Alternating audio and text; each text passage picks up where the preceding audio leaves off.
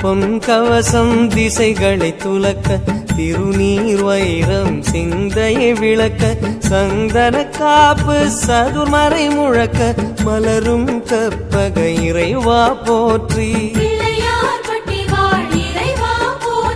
கலியுகம் காக்கும் கணபதி நாதா வலம்புரி நாதா அபயம் அபயம் அபயம் அருளும் இறைவா போற்றி.